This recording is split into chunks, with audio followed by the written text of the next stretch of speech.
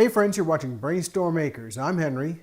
Today I'm going to go over some of the technical issues with these heat mats.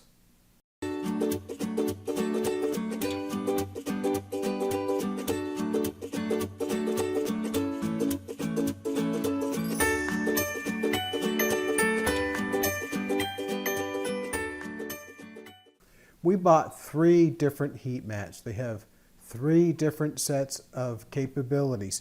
It wasn't obvious from the descriptions provided by the manufacturers, but they are different. Now the one that's most complicated, or looks most complicated, is this one right here. This is a TK-SHM. Now, when we were first talking about this, Irene noticed that the heat mat itself is rougher than these others.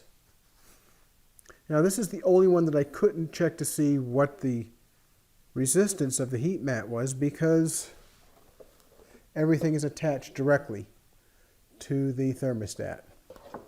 The thermostat plugs directly into the wall, and there's a really nice little probe that you have to put into the soil, or whatever your growing medium is, to determine the temperature.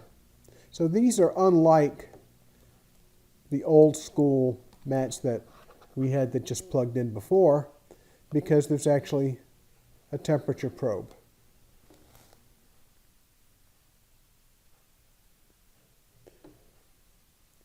You stick this into the dirt, it will monitor the temperature and it'll turn the mat off and on as necessary. Now, I have a few test instruments here that I've been using. I can't measure the resistance of this heat mat because it's all sealed up, but the other 2 I did measure, and they were within about 12% of each other. Now the issue is how much wattage do each of these units require to operate. I'll measure the wattage using an appliance meter. This logs the amount of current that's used, the amount of wattage that's used, and if you know the cost of your electricity, you can put the cents per kilowatt hour in, and it'll also tell you that. But all I'm going to do is use this right now to determine how much current, that is how much wattage, is going to be burned by each of these products.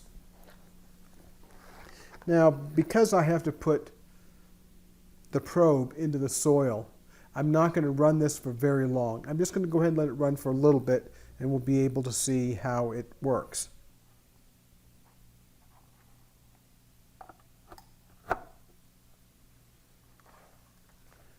Now this unit starts off drawing 1 watt.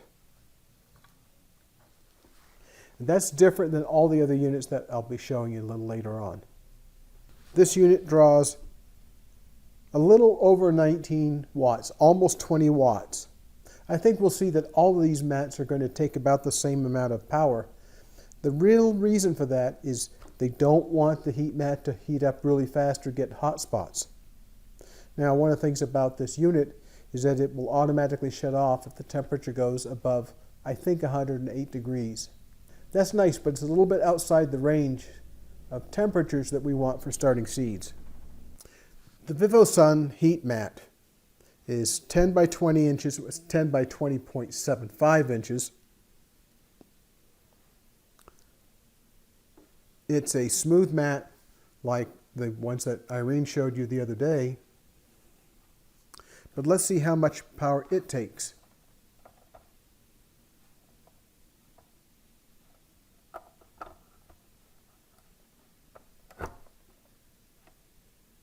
This one's drawing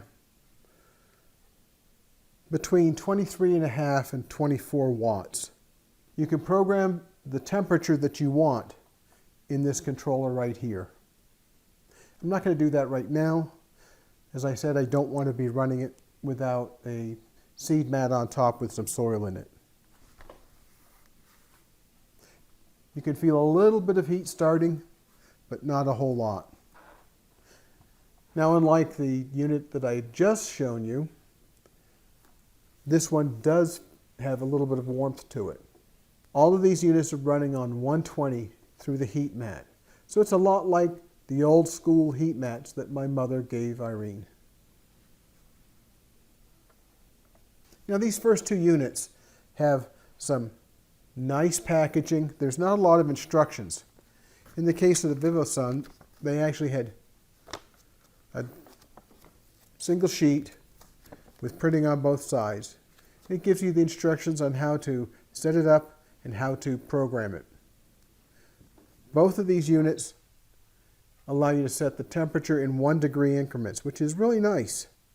Now the controller fools you a little bit by saying that it can control 1,000 watts. Well, this heat mat doesn't use 1,000 watts. Doesn't even come close. It's under 25 watts. This unit only draws about 25 watts. That's really good for our solar system because it's not a lot of draw on our batteries. In the wintertime, which is mostly when we need to use this, there's not a lot of sun. In fact, for the next 2 weeks, we're going to have overcast days, several days of snow, if the weather forecast is right. But if not, it'll be better. At this time of year, I normally expect to get about 4 hours of good sun on a good sunny day. That allows us to run the greenhouse, the house, and the utility building just on the solar power all day long. It works fine. This last heat mat is in a brown box. It's unlabeled with the manufacturer. There's no instructions with it. It doesn't look terribly different from the VivoSun unit in terms of the mat. Now what I did notice when I tested this earlier is that it has a higher resistance, which means it's not going to burn as much power. On the other hand, when you're not using a lot of wattage, you're not going to be heating the soil as fast. Well, let's see what happens with this one.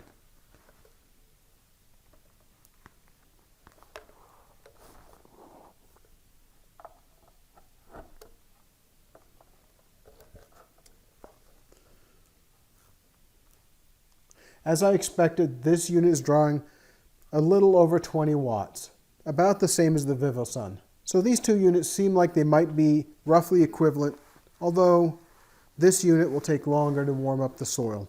That's all right. All three of these units say the same thing. It may take 4 or 5 hours of operation to warm the soil in your seed starting mix up to the final temperature you're looking for. Each of these units can be programmed in 1 degree increments, and it will hold the temperature reasonably well. It isn't going to be perfect, but it'll be good enough. I'll be doing one more test on these units to tell you the temperature that these heat mats actually get to when they're programmed at the same temperature range. I'll use an infrared thermometer to determine that temperature. All three manufacturers say that you can use these heat mats under a dome. What that will do is heat not only the soil, but it'll also warm the air that's underneath the dome. Oh, by the way, it also saves on your water. It keeps the area moist. Hopefully it won't condense. If it does, it's not a big deal. All these mats are water resistant. Just don't put them in water. Don't bathe them in water, but a little water isn't going to be a problem. I hope you'll enjoy watching as we go along with these heat mats germinating more seeds here on the homestead. It'll be interesting to see what the results are, but it looks like all three of these can do the job. I have to tell you, this unit right here was the lowest cost. It has no special packaging, also no instructions. But if you look at it and recognize that you have to put a probe into the soil and that there's a way to program this thing, it should work just fine. But we'll see. Well, thanks very much for watching. I hope you enjoyed this and it's informative. Hopefully it'll save you some money and some miscues in using heat mats to start your seeds. Thanks for watching. Don't forget to hit like and subscribe and ring the bell so you get notifications when we do something new, because one or the other or both of us are always doing something new on the homestead. We'll talk with you later. Bye.